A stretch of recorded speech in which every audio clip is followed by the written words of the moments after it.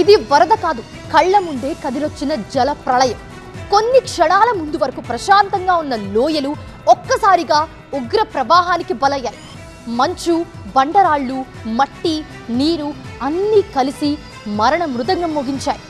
ఇళ్ళు, రోడ్లు, వంతెనలు ఏదీ మిగల్చకుండా ఊడ్చుకుపోయాయి. ఊర్లకు ఊర్లే తుడిచిపెట్టుకుపోయాయి.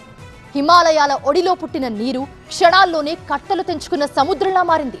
కొండపై నుంచి దూసుకొచ్చిన ఆ వరదను గమనించే లోపే గ్రామాలు నీటిలో కలిసిపోయాయి. రహదారులు మాయమైపోయాయి. వంతెనలు నీటిలో కొట్టుకుపోయాయి. మనుషుల ప్రాణాలు అరచేతిలో పెట్టుకుని పరుగులు తీయాల్సిన పరిస్థితి వచ్చింది.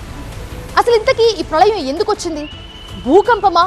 హిమ పర్వతాలపై నదీ ప్రవాహాలకు అడ్డంగా పేరుకుపోయిన మంచా? నేపాల్ వణికించిన ఈ జల ప్రళయం వెనుక అసలు కారణం ఏంటి?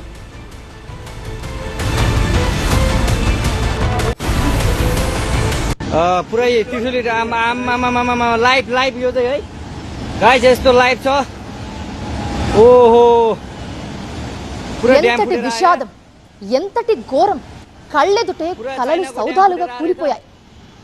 క్షణాల్లో వందల మంది జలసమాధైపోయారు. ఇప్పటి వరకు 165 మంది చనిపోగా ఇంకా 1000 మంది వరకు గల్లంతయ్యారు. అందులో 300 మంది మన భారతీయులే ఉండడం మరింత ఆందోళనకరంగా మారింది. ఇప్పుడు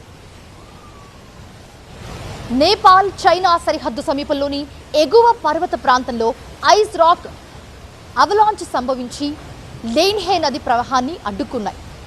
మంచు, బండరాళ్ళు, మట్టి భారీగా కిందకి ఒకటేసారి జారిపోవడంతో నీరు ఒక్కసారిగా ఉప్పొంగి నదిలోకి దుమికింది. బోటేకోషి నదిలోకి మహాప్రవాహంలో దూసుకొచ్చింది. అది ఎలా దూసుకొచ్చిందో మ్యాప్ ద్వారా ఒక్కసారి మనం తెలుసుకునే ప్రయత్నం చేద్దాం. ओहो